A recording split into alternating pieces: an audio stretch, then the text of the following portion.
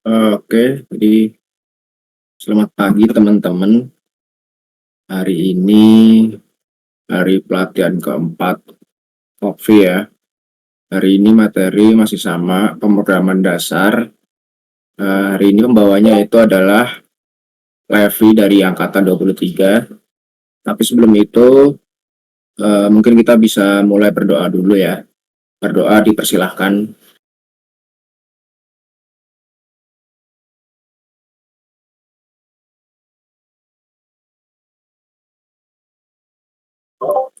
Berdoa tidak dibatasi, dan untuk tempat dan waktu Mas Levi dipersilahkan.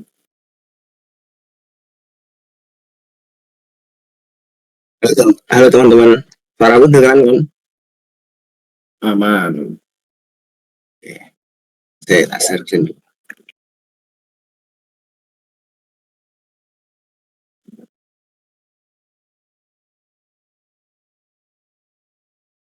Share screen udah masuk kan?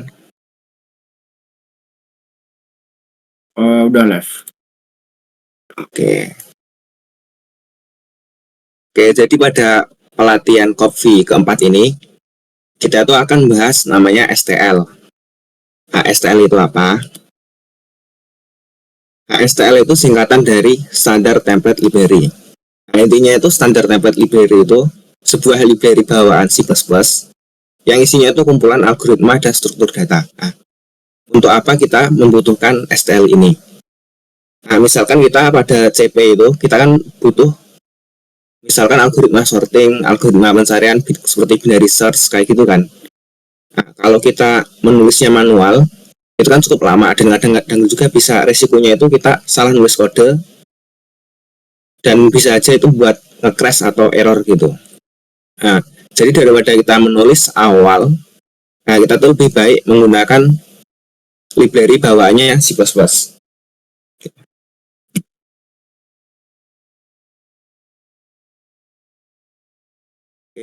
setelah itu pada pertemuan kali ini kita nggak akan bahas semua STL. Karena STL itu isinya banyak sekali. Tapi yang kita bahas itu cuma 4 saja. Yang pertama itu struktur data vektor. Yang kedua itu algoritma yang sering digunakan. Tiga itu struktur data string. Jadi kita akan memperdalam data string. Dan yang keempat itu struktur data map namanya. Oke, kita mulai dulu ke struktur data yang pertama, yaitu vektor. Oke, vektor itu apa sebenarnya?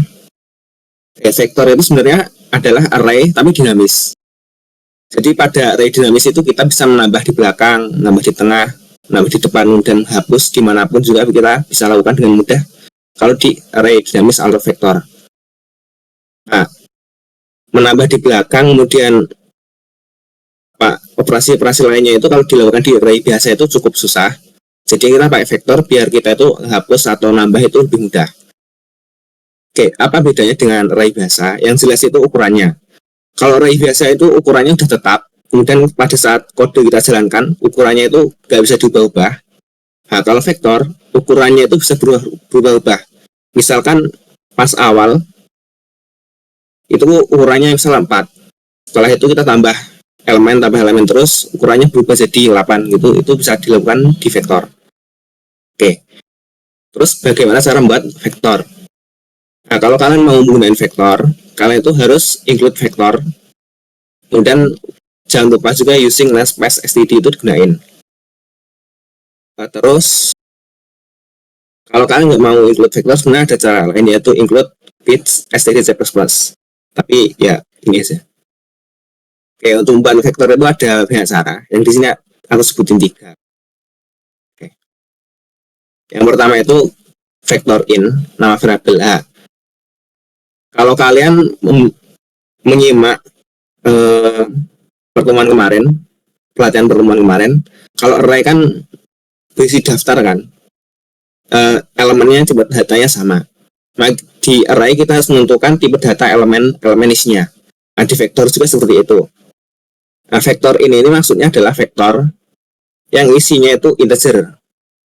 Kayak gitu. Kalau misalkan kita pengen vektor yang isinya char atau vektor yang isinya itu sebuah string, maka kita pakai vektor char dan vektor string. Oke. Kemudian cara kedua itu kayak gini, vektor in nama variabelnya, kemudian jumlahnya. Ini membuat vektor yang ukurannya itu udah kita tetapkan. Cara ketiga itu kita buat kayak gini. Nah, ini intinya isi awalnya itu 1, 2, 3, 4 kayak gitu. Oke, setelah itu kalau pengen nambah elemen di belakang, kita itu pakai fungsi namanya pushback. Ini itu akan menambahkan elemen di paling belakang. Misalnya sebelum kode dijalankan, vektornya isinya 1, 2, 3, 4. Setelah itu kita tambahkan 10, v.pushback 10 ini, maka vektornya akan berisi 1, 2, 3, 4, 10. 10-nya akan bertambah di belakang. Oke. Sampai sini ada yang ditanyakan?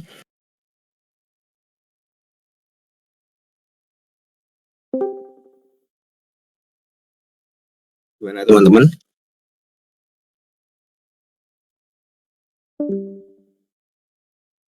Masih belum kayaknya.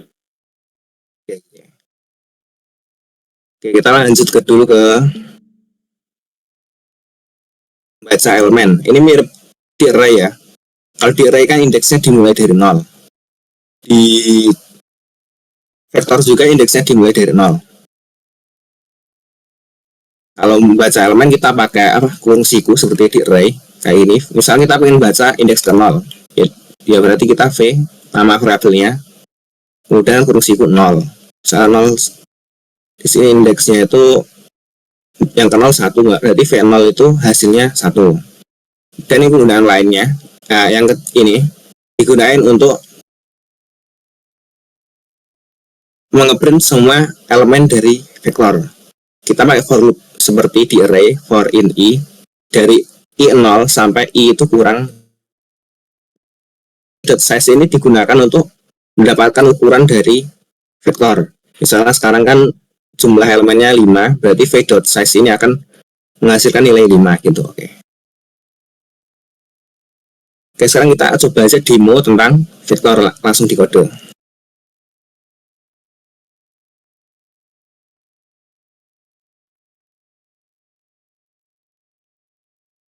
Nah, pertama kita buat vektor dulu, caranya seperti ini. Nah, jangan lupa juga include vektor sama using namespace std tadi. Kemudian kita buat vektor namanya v saja. Karena vektor kita pengennya menyimpan tipe data integer, maka kita vektor in. Oke, kemudian kita coba masukkan elemen ke vektor kita. Tambahkan elemen di belakang, misal 100 v.pushback v.pushback. Nah, setelah kode dijalankan, array kita akan berisi 150 dan 20. Oke, setelah itu kita coba ngeprint vektornya.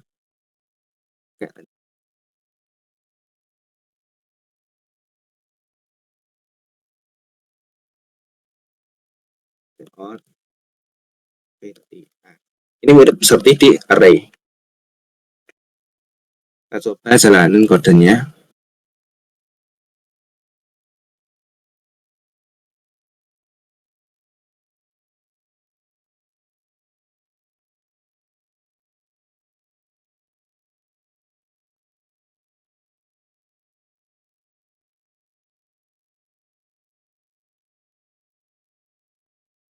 Oke, hasilnya itu 150, 20.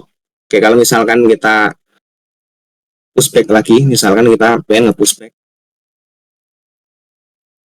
misalkan berapa ya, 30. Maka 30 ini akan berada di paling belakang.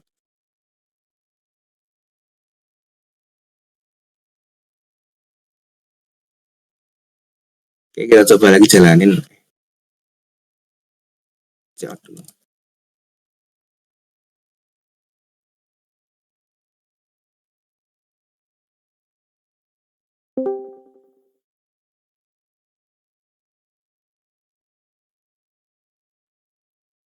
Oke, jadi setelah kita nambahin v pushback 30 ini tadi, yang awalnya 150, 20, jadinya 150, 20, dan 30. 30-nya di paling belakang.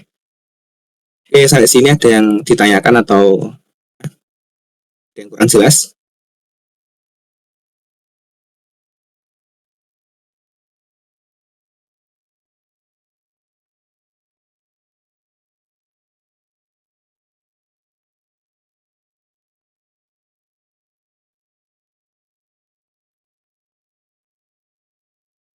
Oke, kalau nggak ada yang ditanyakan, kita lanjut aja ke yang kedua, yaitu selain baca, kita juga bisa mengubah elemen dari vektor.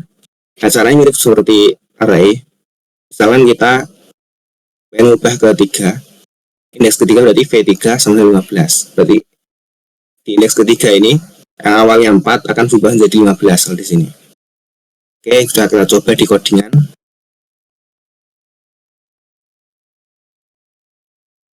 Kita bisa coba V berapa ya? Ini kan ada 4 elemen. Kita coba ubah yang kedua. Ubah jadi 10. Kita out lagi.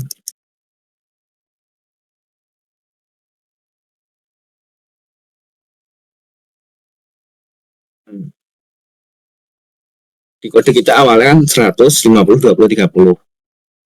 Nah, karena V2-nya kita ubah ke 40, maka jadinya 100, 50, 40, 30. Gitu. Oke, sampai sini ada yang ditanyakan lagi atau enggak?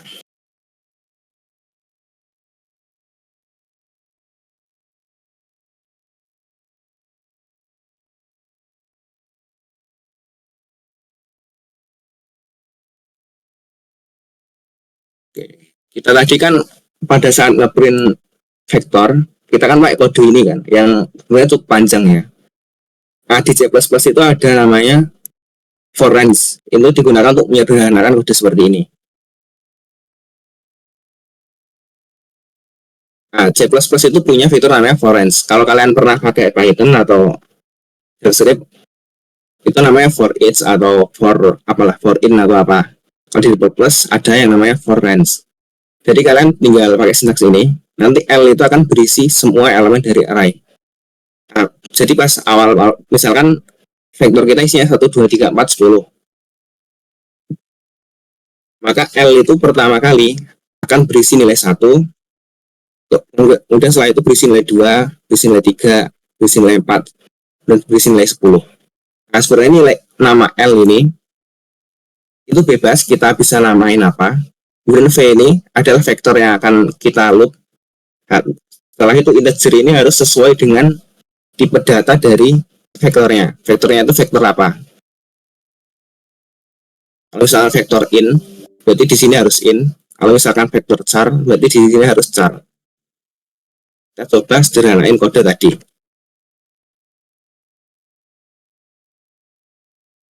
Oke, ini kan cukup panjang, berarti kita bisa for misalkan karena di sini vektor in, berarti di sini in. Setelah itu, nah di sini namanya bebas, kita misalkan elemen gitu. Titik 2, kemudian nama dari variabel vektornya yaitu V. Dan kita tinggal aksesnya di sini cout.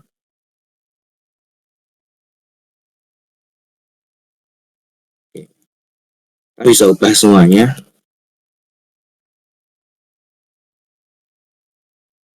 Oke, jadi ini kan lebih sederhana daripada for loop tadi kan, yang for in i sama dengan yang panjang. Nah, ini lebih ringkas. Coba lagi. Dan hasilnya tetap sama. Nah, untuk for range ini apakah ada yang bingung?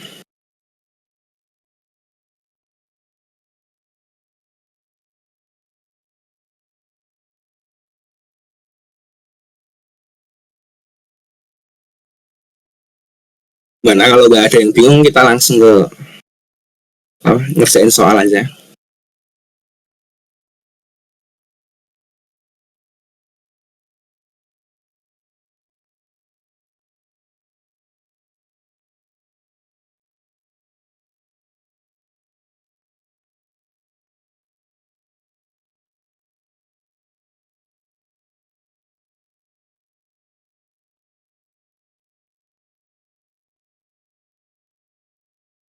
Oke, soalnya udah kirim di grup ya. Jadi kita coba ngerjain itu aja. Soal namanya simulasi lari dinamis. Nah, ini kan deskripsinya cukup panjang ya. Intinya itu kita diberi pada instruksi. 3 instruksi. Yang pertama add lxy, masukkan y bilangan bulat enaknya kalian lihat di penjelasan aja. Jadi ini soal ini tuh pakai vektor dua dimensi. Misal pertama awal. Awal itu vektor dua dimensinya kayak gini kosong. Setelah itu add 113. Ini maksudnya apa? Maksudnya itu kita meng-add ke array yang pertama angka 1 berjumlah 3. Jadi array yang pertama itu isinya 1, 1, 1 sebanyak 3 kali. Oke, kemudian yang kedua add 141, maksudnya meng-add ke array yang pertama. Array yang pertama ini angka 4 sejumlah 1. Jadi di belakangnya ini ada 4 jumlah 1. Kemudian new. Nah, kalau new itu akan membuat array baru di paling belakang. Ini jadinya ini kan arraynya 2 kan. Oke, setelah itu ada odd 13. Ini nggak odd di array pertama, kemudian indeks ketiga, urutan ketiga. Jadi 1, 2, 3 hasilnya 1. Kemudian ada perintah lagi new. New itu menambah apa? Array baru di paling belakang. Jadi arraynya sekarang ada 3. Kemudian ada add 272. Nah, ini tuh menambahkan elemen ke array di kedua ini 7 sebanyak 2 kali. 7 sebanyak 2 kali. Jadi 77. Setelah itu ada add 351. Kita meng-add-nya di array ketiga, ini paling belakang. Angka 5 berjumlah 1, jadinya kayak gini, 5. Nilainya 1. Kemudian ada odd 22. Nah, disuruh mencetak di array kedua, kemudian elemen kedua. Jadinya 7. Dan ada odd 31. Kita harus mencetak di array dari array ketiga indeks ke 1, jadinya 5. Oke. Ini kalian paham soalnya nggak nih? Kira-kira. Nah, ini pakai vektor dua dimensi.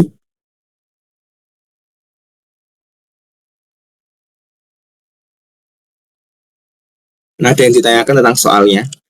Soalnya itu intinya kita punya array dua dimensi, kemudian kita melakukan operasi penambahan elemen dan penambahan array baru gitu.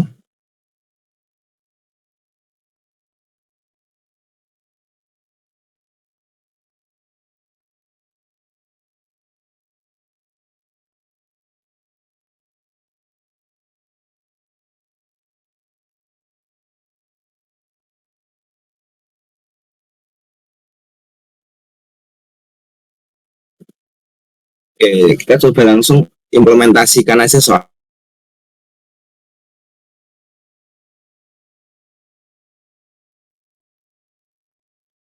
Kita buat misalkan di sini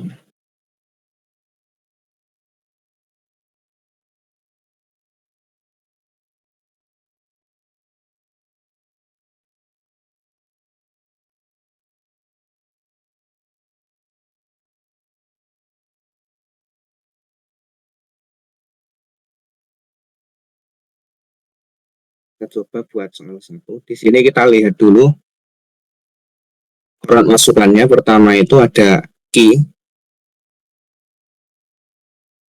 Masukan baris pertama berisi sebuah bilangan bulat key. Yang berisi key ini berisi jumlah perintahnya. Kita ambil sini in key untuk mendapatkan nilai key. Nah, kemudian kita harus for loop sebanyak key kali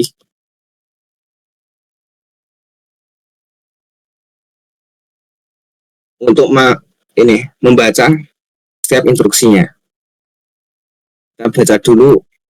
Pertama karena ini string berupa instruksinya, string. Kita cek ini instruksinya.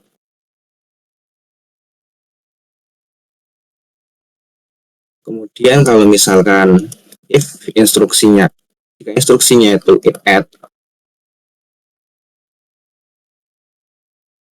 nah kalau add berarti kita ada 3 integer namanya lxy.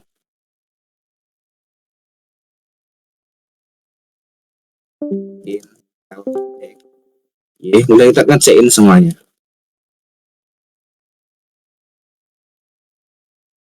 Oke, kemudian instruksi kedua itu new.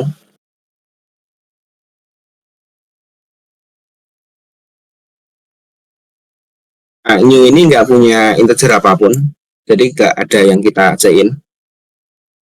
Dan yang terakhir itu odd.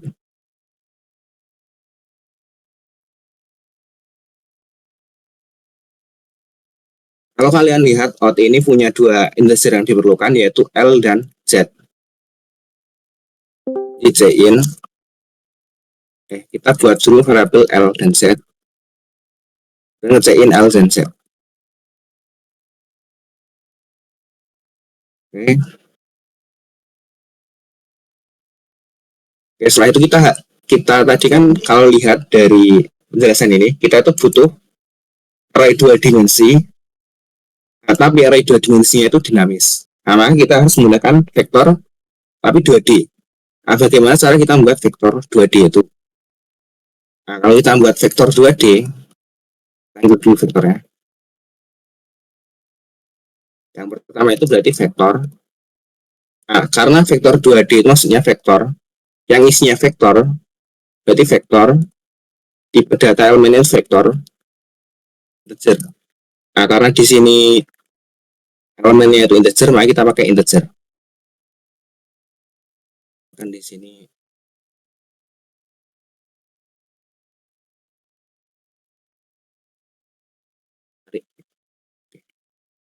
kita lihat instruksinya. Sudah siap instruksi. Kalau new, kita buat sebuah array baru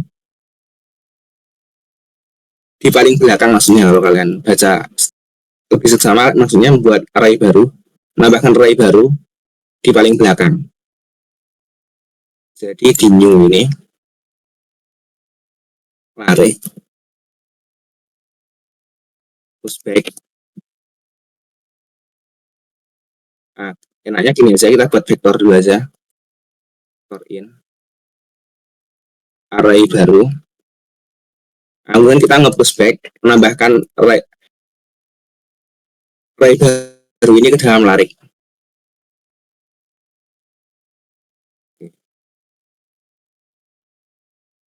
Oke, kita lihat lagi yang add. Kalau yang add ini append y bilangan bulat, berarti y ini y bilangan bulat, y ini maksudnya jumlahnya masing-masing adalah x, berarti x itu yang kita masukkan ke belakang larik nomor L.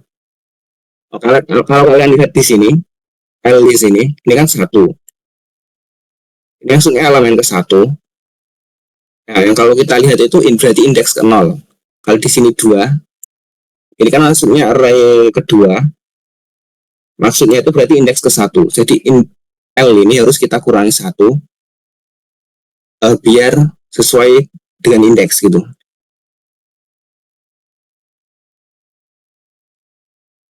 L itu kita kurangi 1. Kemudian di sini kan masukkan lari. Kita harus masukkan sebanyak y kali, berarti kita for loop sebanyak y kali. Jangan i ya, karena i udah kita gunain, berarti j kurang dari L, j kurang dari y, j plus. Ya, setelah itu kan yang kita masukkan adalah x. Di x ini dimasukkan ke lari, di lari ke j, lari ke L, kita tambahkan x. Oke. Itu kemudian kita lihat lagi kalau yang odd, ini dia mencetak garis berisi elemen ke z dari nomor ke L. Jadi di array ke L kita itu lihat elemen ke z-nya. Nah, kalau kita lihat lagi di sini, misalkan ini odd 13. Nah, ini kan satu kan maksudnya array ke satu kan, berarti indeks ke 0. Dengan 3 ini elemen ketiga, ini stick satu ini, yang artinya itu indeks kedua 0, 1, 2. Berarti L dan Z ini kita kurangi satu agar sesuai dengan indeks gitu.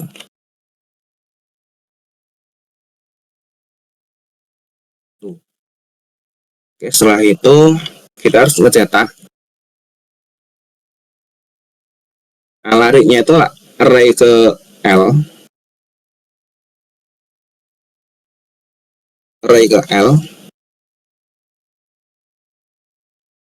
indeks ke Z. Kita coba lihat.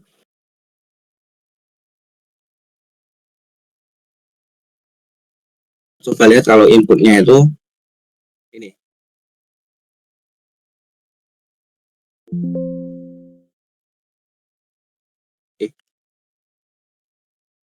Nah, kenapa error ya? Oh ya, dilarik ini. Nah, kita lihat lagi di awal ini. Ternyata array-nya itu udah punya ada satu array di awalnya itu. Nah, kalau kita buat kayak gini, array 2 dimensi itu isinya kosong. Maksudnya array-nya kosong. Kita tambahkan di sini buat array ya. Vector in array awal. Nah, kita tambahkan array ini ke lari. Apa bisa?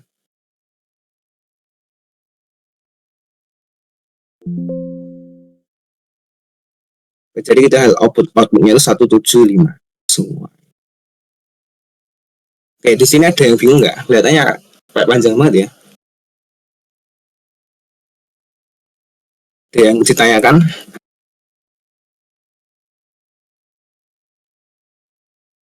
Gimana? Ada yang kurang jelas satu yang itu?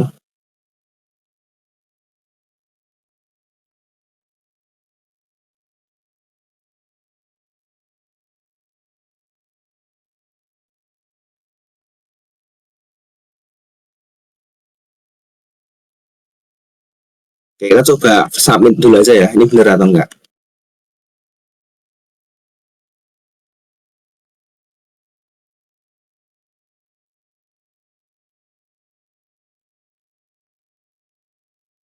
Oke, ternyata benar.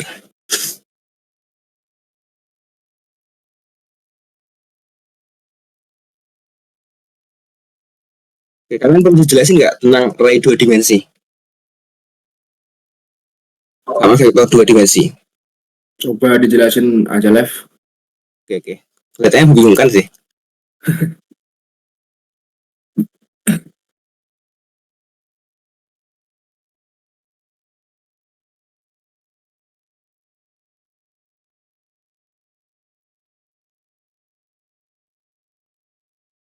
Oke, aku jelasin tentang array 2 dimensi.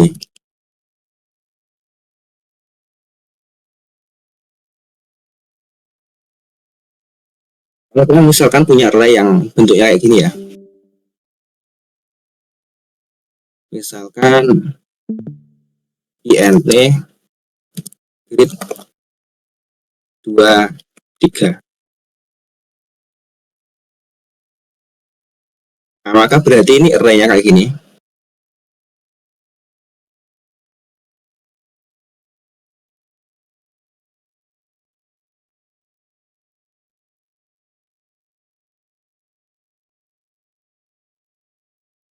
Jadi ke bawah itu ada 2 baris, kemudian kolomnya itu jumlahnya 3.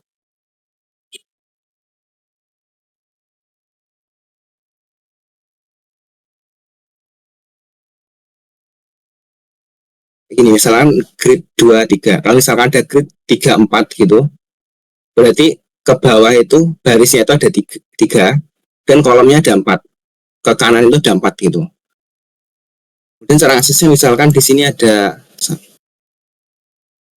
2, 3, 4, 5.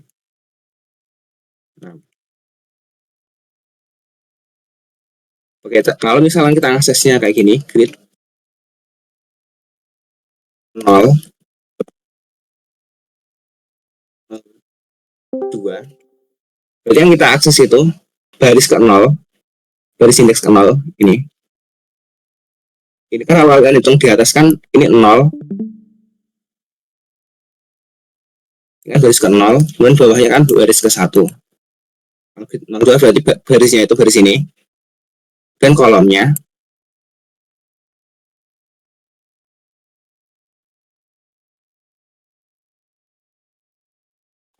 itu yang 2, berarti yang ini. Oke. Kalau misalkan ada kodenya itu grid 1, 0, berarti barisnya itu baris yang 1, baris ke 1, kemudian kolomnya kolom ke 0.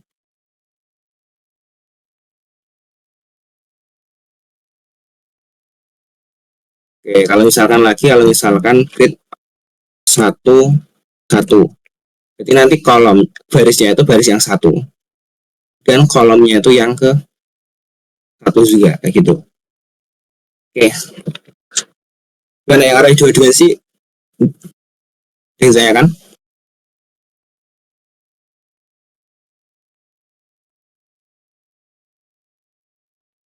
Oke, kalau arah 2 dimensi sudah paham ya, kita lanjutkan vektor 2 dimensi.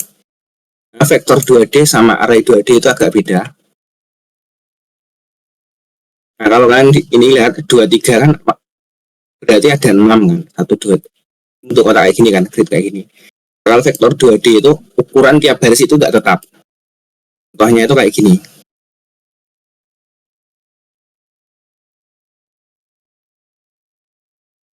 Vektor 2D kodenya itu kayak tadi,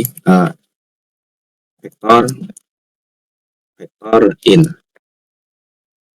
P gitu. Nah, misalkan yang baris ke pertama itu ukurannya ada 2, kemudian di baris kedua misalkan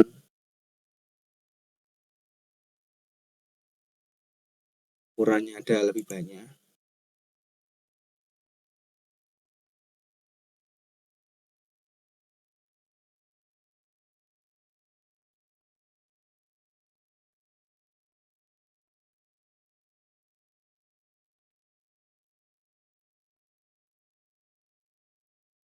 Oke, gini. Nah, kalau vektor itu ukuran tiap baris itu nggak harus sama. Kalau di array 2 dimensi itu kan sama semua kan. Misalnya setiap karena kita 2, 3, kolomnya itu setiap baris punya 3 kolom. Kalau vektor itu beragam.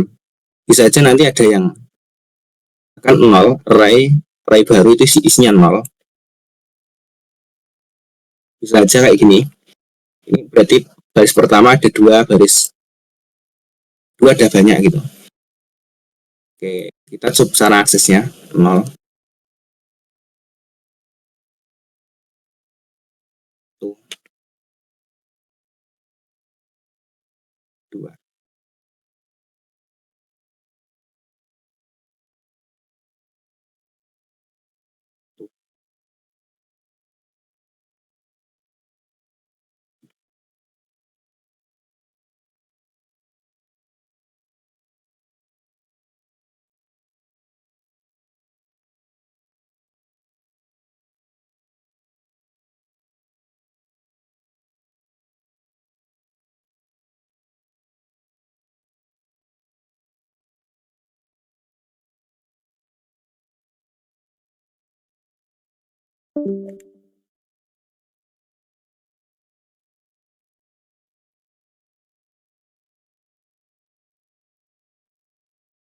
Oke, cara aksesnya juga mirip dengan array 2 dimensi sih sebenarnya. Misalkan kita akses P 0,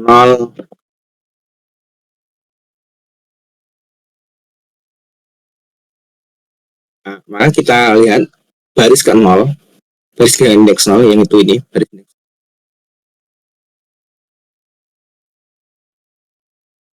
Tapi kolomnya kolom ke 1. Jadi ini. Nah, kalau misalkan lagi contohnya kalau V1 kemudian 3. Berarti barisnya ke 1 dan kolomnya itu yang ketiga ini.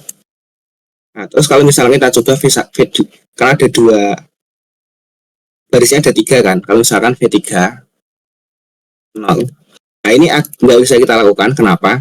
Karena di vektor di baris paling 2 itu kan ini kan kosong kan. Berarti indeks ke 0 aja nggak ada, berarti nggak bisa. Contoh lain itu kalau V1 V0 3. Nah, itu kan baris ke 0 dan kolom ke 3. Di sini kolom ketiga nggak ada kan, berarti ini nggak bisa. Tapi ini kita lakukan kalau misalkan V1 itu kan baris ke 1 itu kan indeks ketiga kan ada, berarti ini bisa. Jadi ya jumlah kolom tiap baris itu beda, jadi kalau akses indeks itu agak, misalkan ada baris yang ada 7 elemen, jadi kita bisa akses elemen ke-6, tapi ada juga baris yang elemen itu cuma 2, jadi kita nggak bisa akses elemen indeks ke-6 gitu. Oke, gimana, udah paham tuh?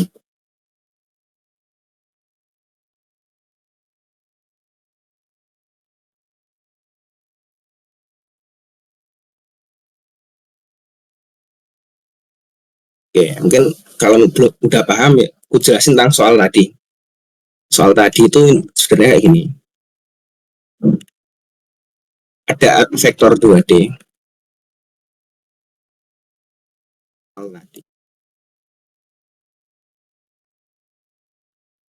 Bentuknya kayak gini ya.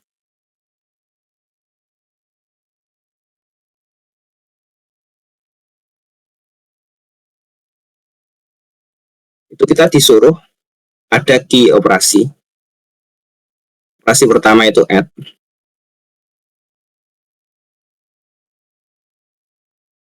LXY.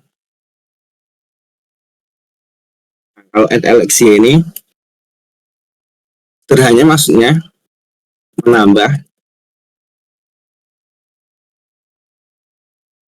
Y elemen di baris L.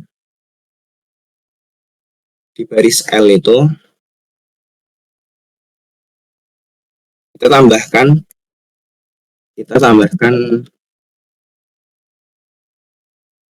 X elemen banyak Y kali. Gitu. Kemudian kalau misalnya new,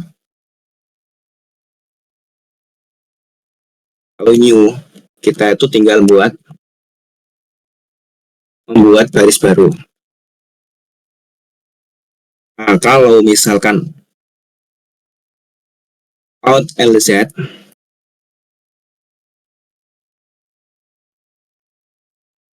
berarti kita mencetak di baris L, cetak nilai indeks Z, nilai ke Z. Oke, kayak gitu sebenarnya. Misalkan misalnya awalnya kosong, kita coba aja lihat ini lebih jauh. Kita coba sampai ke sini aja.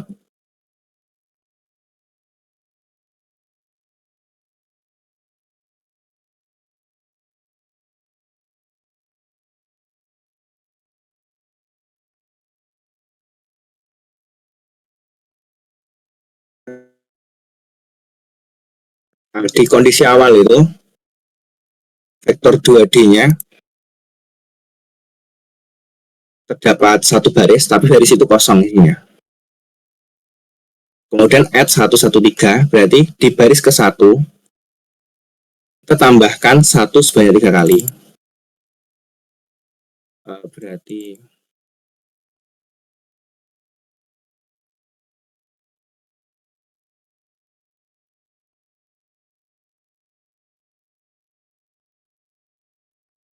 satunya 3 kali. 1. Oke, kemudian di sini add 141. Di baris ke 1 kita tambahkan 4 sebanyak sekali. belakang, tambahkan elemen baru namanya 4, isinya 4 gitu. Kemudian ini new, berarti kita membuat baris baru tapi isinya kosong.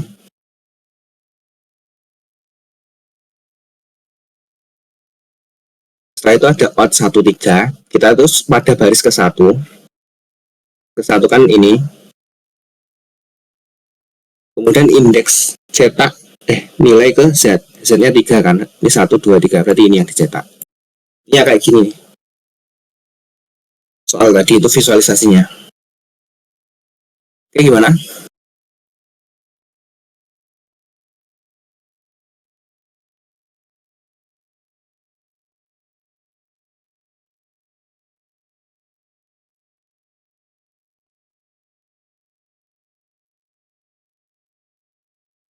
Oke, kalau nggak ada yang ditanyakan, kita lanjut ke. Oke, kalau kalian pengen tahu lebih banyak vektor tentang vektor, itu ada dokumentasinya di sini. Nah, di sini itu sebenarnya fungsi dari vektor itu cukup banyak ya. Yang kita pelajari tadi ada pushback. Sebenarnya ada fungsi lain, misalkan popback, resize, ada insert, clear, empty, size, dan lain-lainnya. Itu ada. Kalian bisa lihat dokumentasinya untuk lebih lanjut.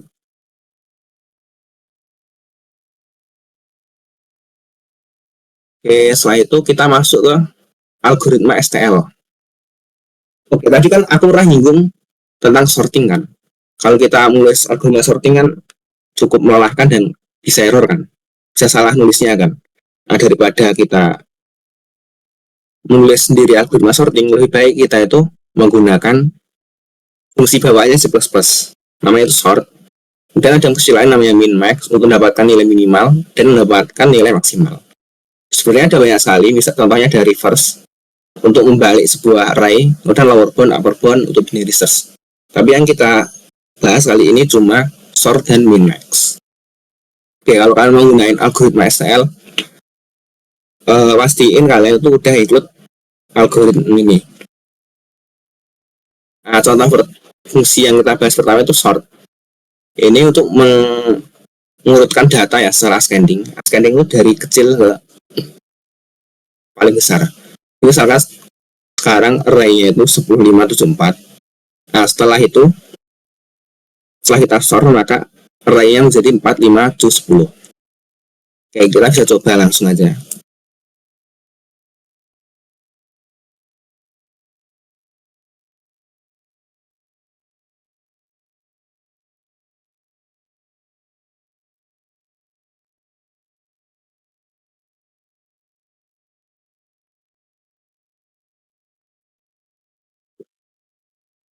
Oke, misalkan kita buat vektor baru, integer. Misalkan angka gitu isinya 1, 7, 6, min 1, 5. Oke, kita bisa cek dulu.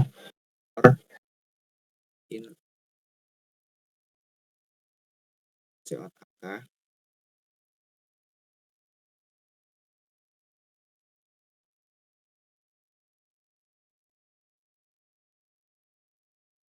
Oke, setelah itu kita coba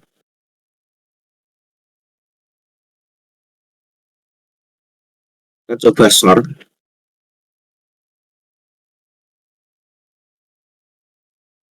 Nah, cara pakai sort itu kita tinggal sort. Kemudian kalau pakai vektor berarti angka dot begin, angka dot end. Oke, kemudian kita coba output. Kita coba lihat hasilnya. Oh ya.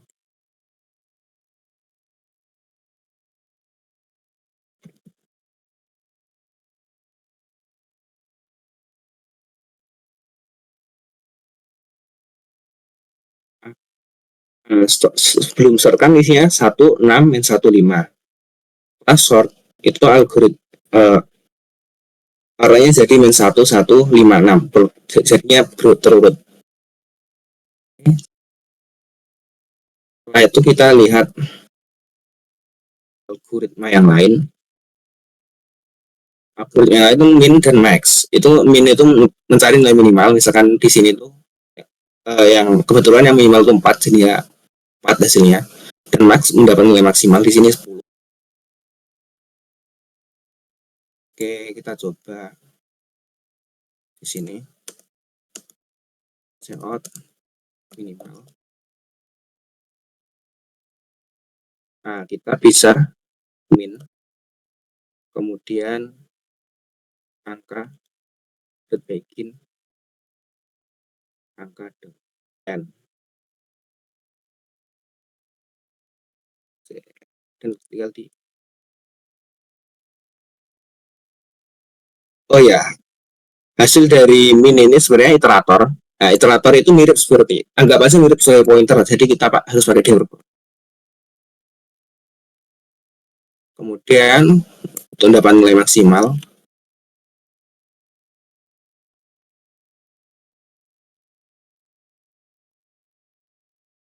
oke, karena nilai max juga iterator itu mirip pointer tadi ya, jadi harus pakai di reference ini, operator bintang ini.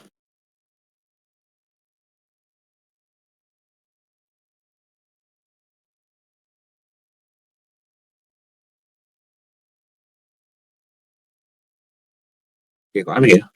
Maksimal kok 6. Oke, ini kenapa hasilnya itu 66 sesuai harapan gitu.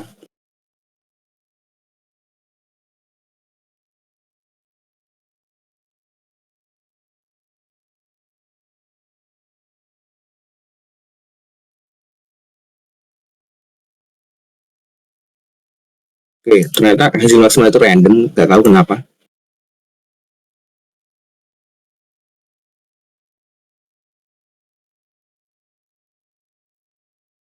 Coba kita lihat dulu. STD.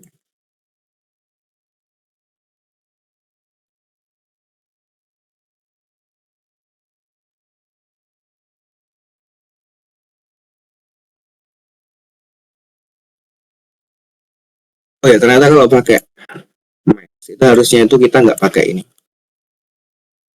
Ya, kita pakai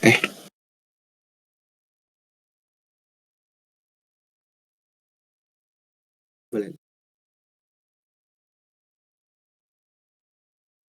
Oh ya, ternyata namanya itu max element, lupa loh, max element. Bikin angka. Oh ya, namanya min element sama max element. Jadi ya. Oke, sudah benar. Ini nilai paling minimal itu min 1 dan maksimal itu 6. Oke, jadi aku tadi salah nulis ya. Nama fungsinya itu harusnya min element sama max element, bukan min sama max. Kalau kalian mau, nah kalau kalian mau gunainnya di misalkan di non vektor, misalkan gunainnya di daftar lah bukan vektor gitu, jadi kalian bisa pakai min, misal minimal, misalkan tahu min dari 2.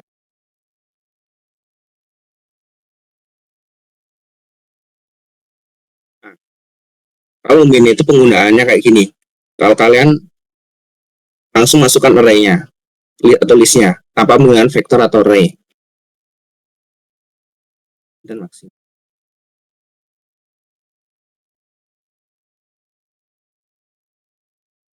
Oh ini.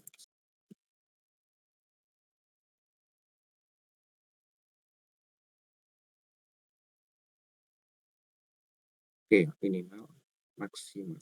Oke. Berarti min itu gunaannya kayak gini. Kalian harus pakai min atau max kalau kalian daftarnya kayak gini. Tapi kalau daftarnya itu dari array atau vektor, kalian harus pakai gini. Di sini kan kita pakai vektor kan. Bagaimana kalau kita pakai array biasa? Nah, itu. Sintaksnya agak beda.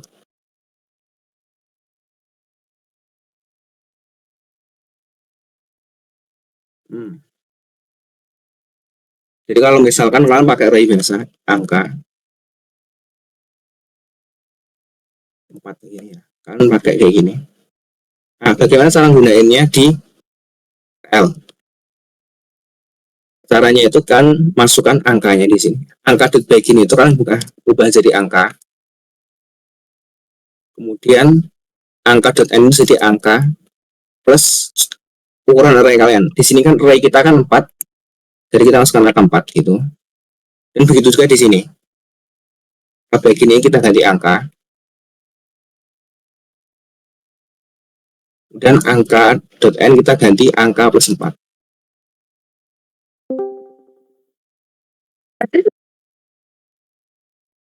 Oke, kita gunain. Bener.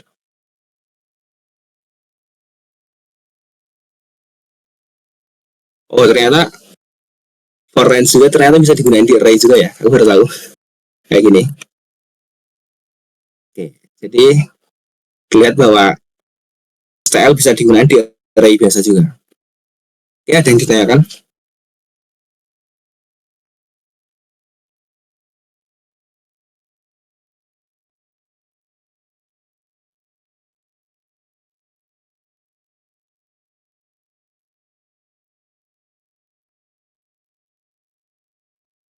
Oke, kalau nggak ada yang ditanyakan, kita masuk ke materi selanjutnya. Nah, ini. Nah, kalau melihat lebih banyak algoritma STL, kan bisa lihat link ini. Algoritma STL itu cukup banyak ya. Ada algoritma untuk mencari, kemudian ada yang untuk mengcopy, dan ada yang untuk mensuap atau memindah elemen gitu. Kemudian ada lainnya, ada sorting, ada juga partial sort kayak gitu. Ada juga operasi himpunan atau set. Kalian bisa lihat aja untuk referensinya. Setelah itu kita akan bahas struktur data string. Sebenarnya kalian udah lihat string kan? Itu tipe data dasar ya. Nah, string itu tipe data untuk teks.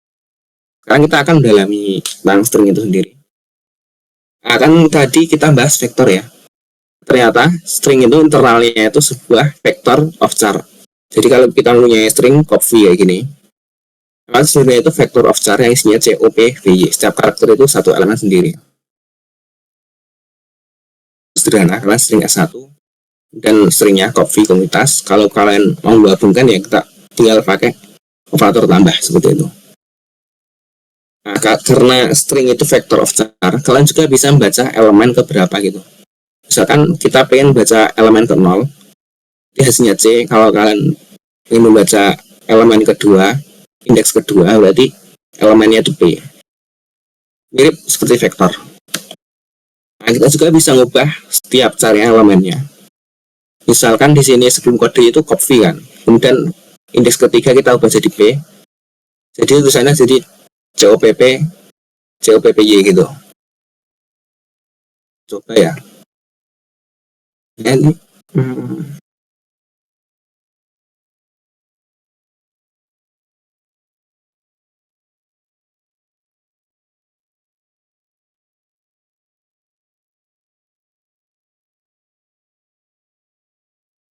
misal buat string copy misal S.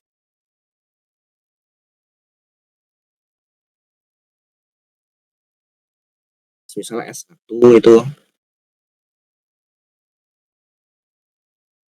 akhirnya juga bisa ngubah S kedua, ketiga itu jadi P, kemudian coba cek out. Oh, nah karena array of char, string itu array of char. Jadi kalau kita mengubah itu di sini harus char, nggak boleh string.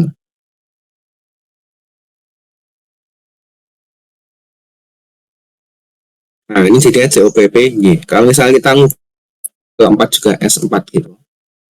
Misalkan keempat diubah jadi I, dan S0 kita ubah jadi K gitu. Maka stringnya itu berubah jadi dari copy berubah jadi copy gitu. Sederhana sih, mirip array sih. Oke, dan ada operasi penting di string namanya substring. Ada dua cara untuk substring. Pertama itu kalian tentuin indeks awalnya, misalkan ini copy kan, S.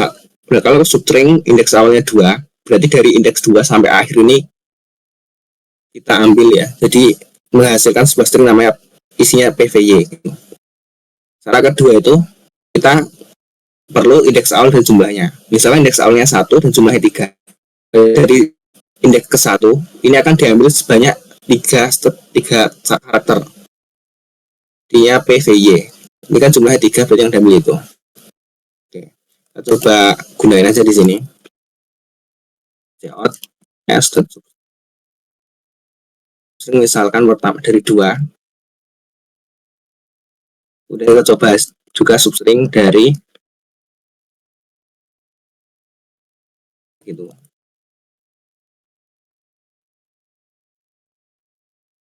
Dua, 3 gitu. 1, 3.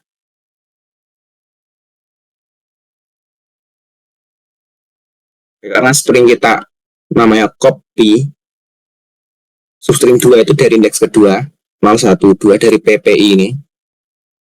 Hasil PPI. Kemudian kalau string 1, 3 itu dari indeks 1 jumlah 3. Jadi indeks 1 ini O ini jumlah 3 karakter. Jadi OPP ini. Yang ke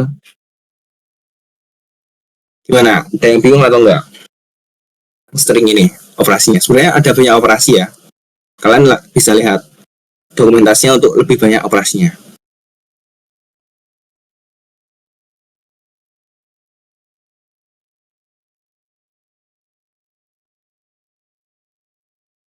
Ya, kalau ada yang tanya kita lanjut aja yang ke.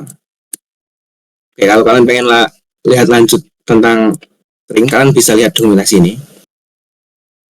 Nah, string itu sebenarnya banyak banget operasinya.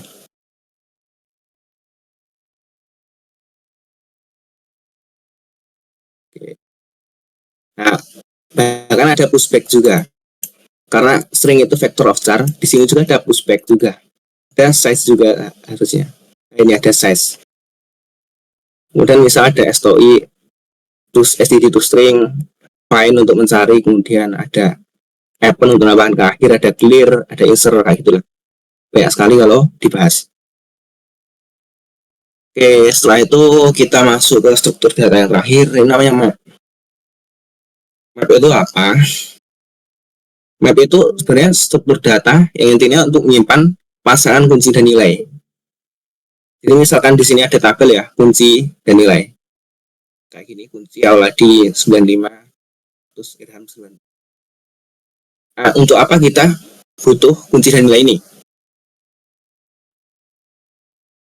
Nah, misalnya kita pengen mendapatkan nilai berdasarkan nama gitu.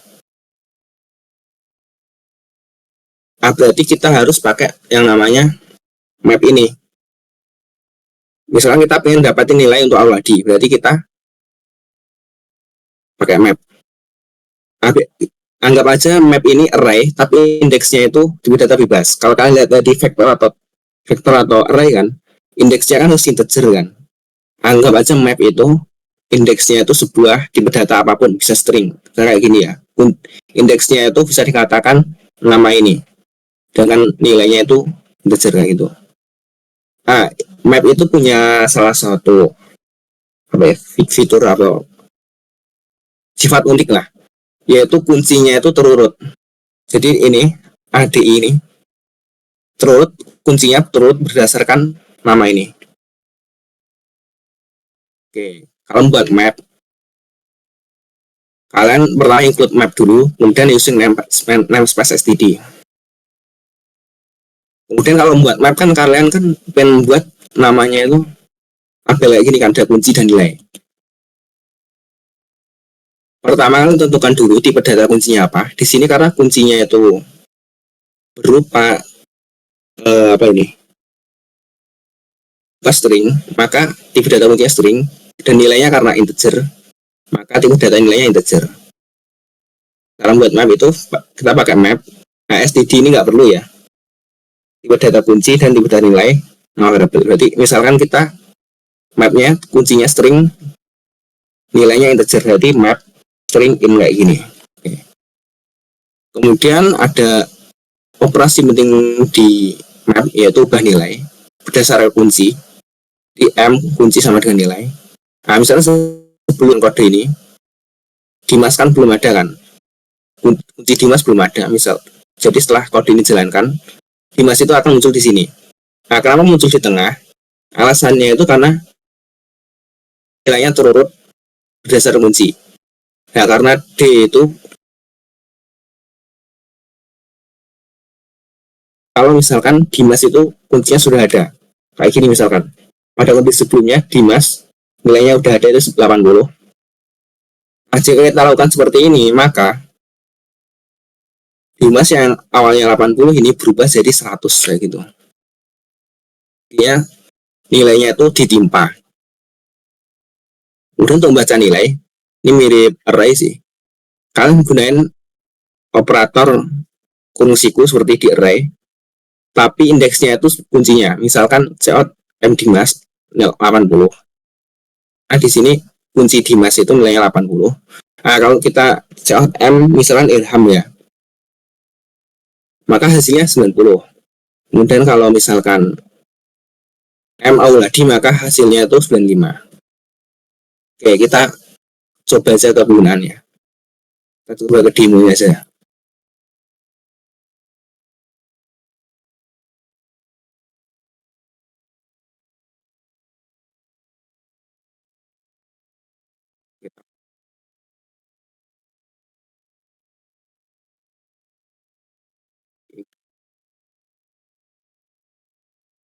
Oke, kita buat dulu string in.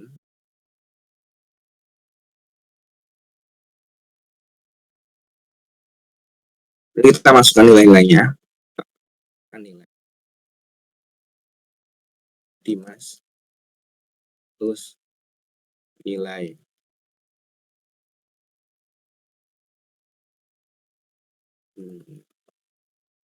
nilai Ilham 95 gitu. Nah, ini kuncinya. Dimas Auladi Ilham ini kunci, jangan ini 1099 itu nilainya. Oke, kita coba check out.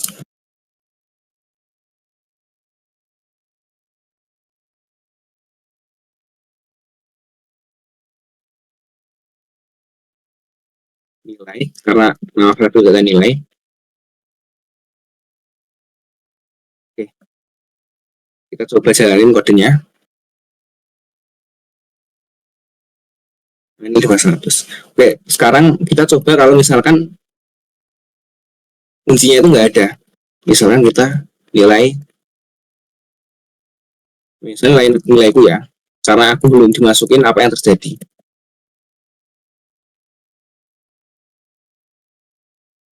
Nah, yang terjadi itu kalau kita mengakses yang kuncinya nggak ada atau namanya nggak ada di sini, itu maka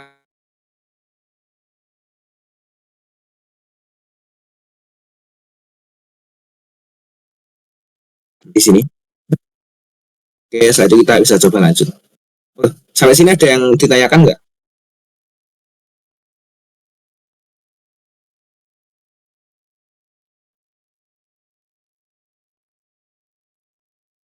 Kalau nggak ada, kita lanjut aja.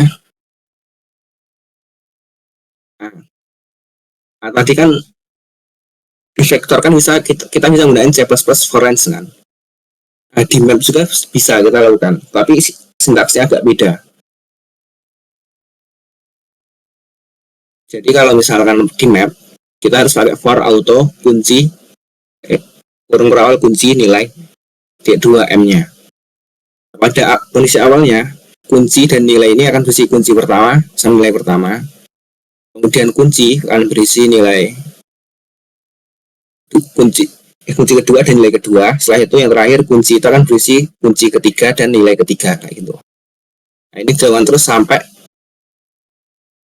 mapnya itu selesai, maksudnya udah nggak ada elemen di map lagi. for auto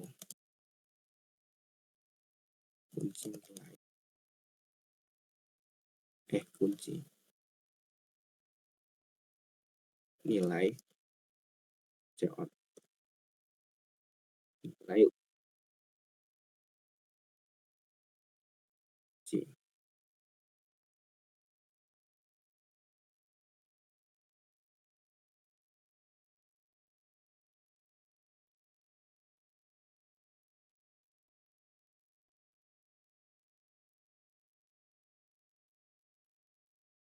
Oke, kenapa di sini ketambahan levy? Alasannya karena kalau kita mengakses elemen kunci yang nggak ada, kalau di map itu otomatis ditambahkan. Misalnya di nilai levy itu nggak ada kan, maka secara otomatis itu ditambahkan. Kemudian kita coba lihat di sini, yang pertama kan, yang terakhir kan dirham kan, tapi yang di sini auladi kan kedua kan kalau di sini. Nah, kalau di sini menjadi pertama. Alasannya itu tadi karena terurut. Kalau misalkan kita buat acak-acak lagi ya, urutannya itu tetap sama.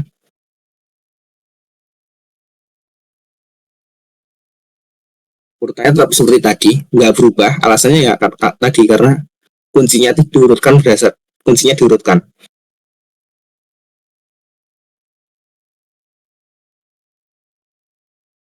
Oke, sampai sini ada yang tanyakan nggak?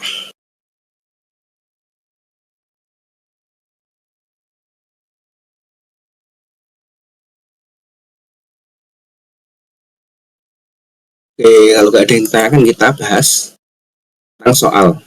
Oke, kalau kalian mau lihat lebih banyak tentang kan bisa lihat ini. Sini ada banyak sekali fungsinya. Find, extract, erase kayak gitu. Kalian bisa baca itu aja untuk referensi. Oke, kita bahas soal namanya perkenalan map. Start dulu soal.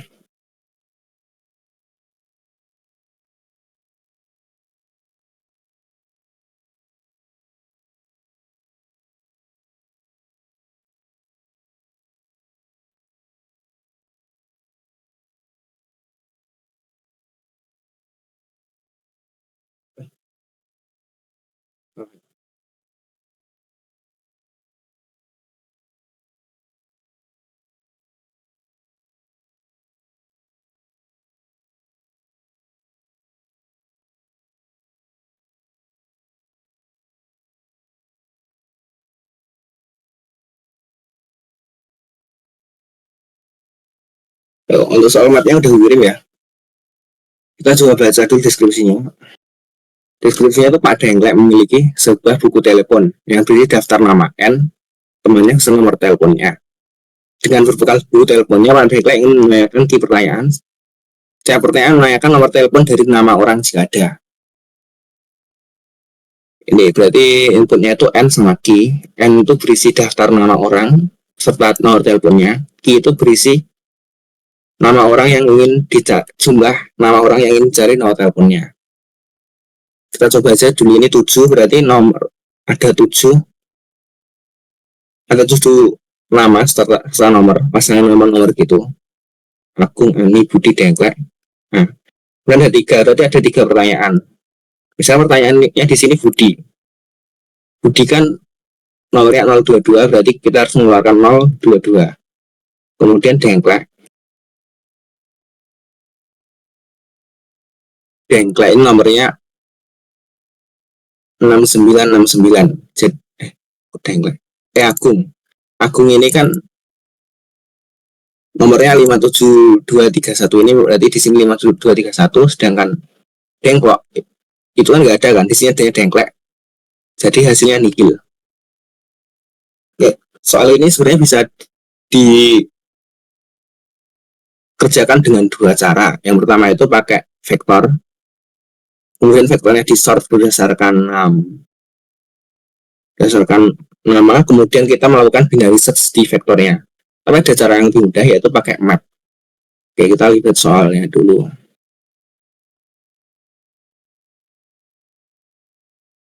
Inti dari soal map itu kita itu ada pasangan.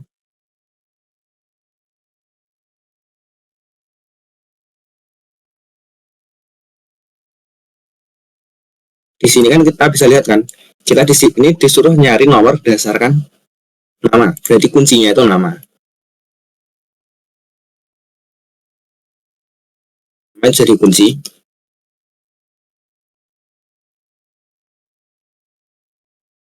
Kemudian nomor jadi nilai.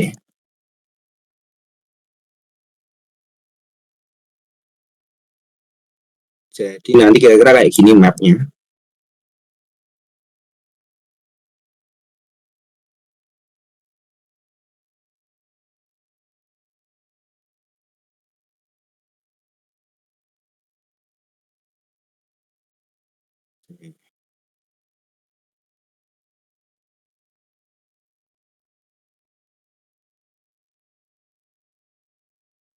Jadi mapnya isinya nama dan nomor sebagai kuncinya. Di soal juga kita disuruh nyari nomor berdasarkan nama, jadi kita tinggal pakai map. Oke, kita bisa kerjain aja soalnya.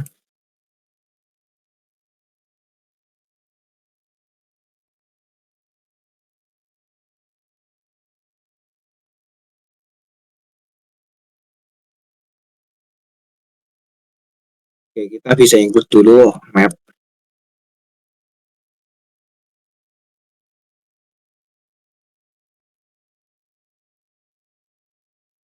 Nah, kita lihat dulu tipe datanya. Yang pertama kita lihat kunci ini. Kalau kalian lihat ke sana, ini harusnya adalah sebuah string karena nama kan. Jangan nomor. Kalau kalian lihat harusnya ini integer. Tapi bukan integer alasannya. Alasannya itu sederhana. Yang pertama ini 022.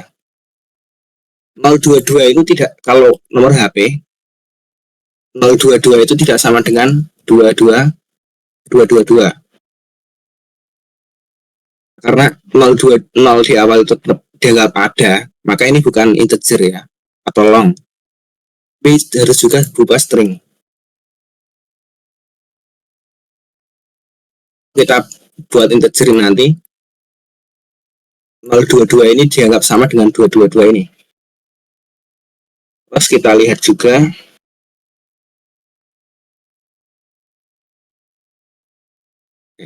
enggak ada sih. Oke, kayak gitu ya. Berarti tipe data kuncinya string, tipe data nilainya adalah sebuah string. Jadi kita buat map string nomor itu.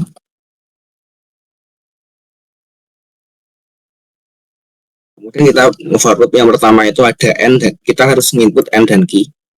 N key. Nah, setelah itu kita harus input n nama dan nomor. I kurang dari I kurang dari n plus. Kemudian kita harus nge-string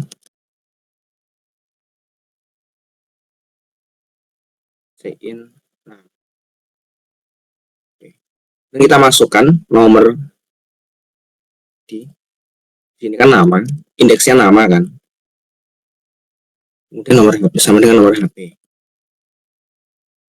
Setelah itu kita harus jawab 3 key pertanyaan.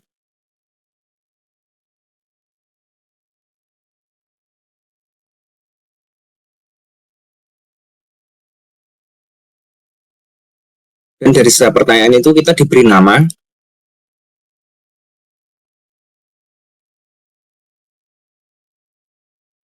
Oke. Dan kita harus mencari nomor berdasarkan namanya. Karena kita lihat juga ada tambahan di sini. Kalau misalkan nomornya nggak ada, kita harus memberi nihil. Oke, sebenarnya bagaimana cara kita ngecek nomor itu ada atau nggak ada? Kita lihat di sini tadi, demo tadi. Misalkan nilai Levi. Kalau misalkan nilainya Levi itu kan stringnya kosong kan, maksudnya hasilnya itu integer 0 kan. Jadi kita juga bisa gunakan fakta itu di sini. Kalau misalkan namanya nggak ada di nomor ini, berarti nanti hasilnya itu string kosong. If string nomor HP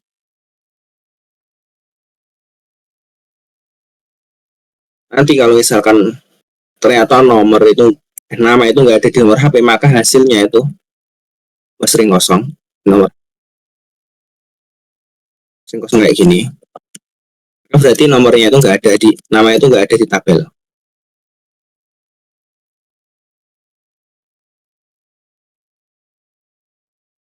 Jangan nihil.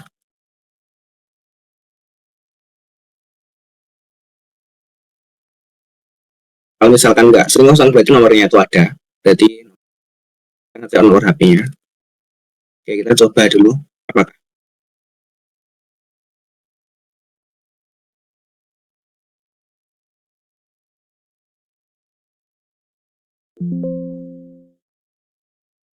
oke, sesuai. Berarti sini Budi 0225723.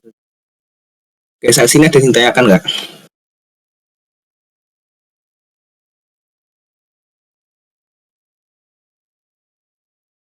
Kalau nggak ada ya kita coba submit aja. Oke, bisa.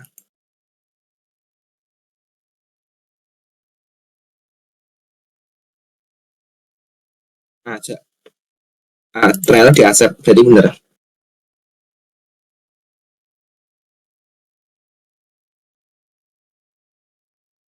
Oke, kita lanjut ke materi selanjutnya.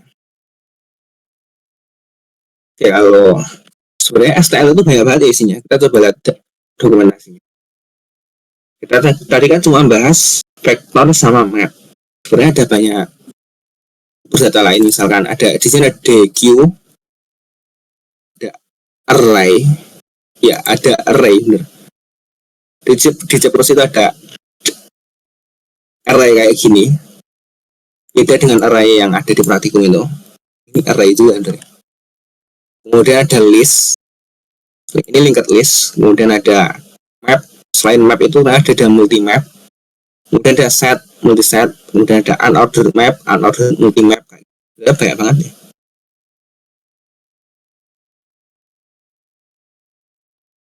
Di sini banyak juga library C++ ya. Bisa lihat STL itu isinya apa aja di sini.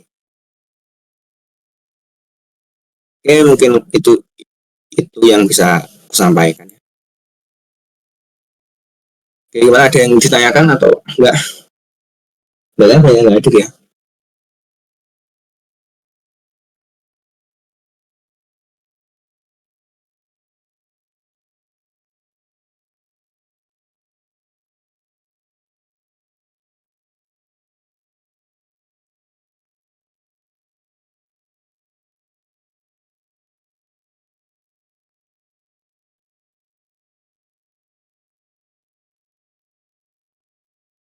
Gimana, ada yang ditanyakan?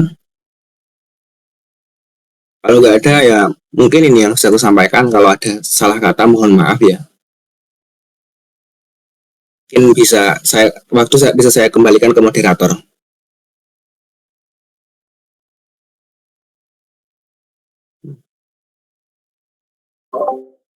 Oke, thanks buat Levi. Dari teman-teman, dari yang tadi, ada yang mau ditanyain dulu?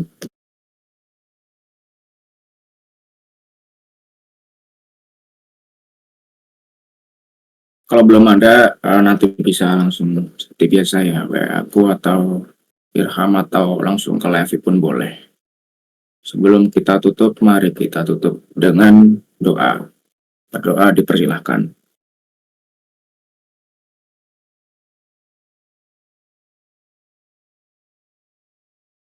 Berdoa tidak dibatasi. Terima kasih teman-teman udah akhirnya mengikuti pelatihan kopi ya. Walaupun yang kemarin itu bersifatnya online, maksudnya cuma rekaman aja gitu. Untuk info lebih lanjut, tunggu aja nanti akan dikabari di grup ya. Terima kasih teman-teman.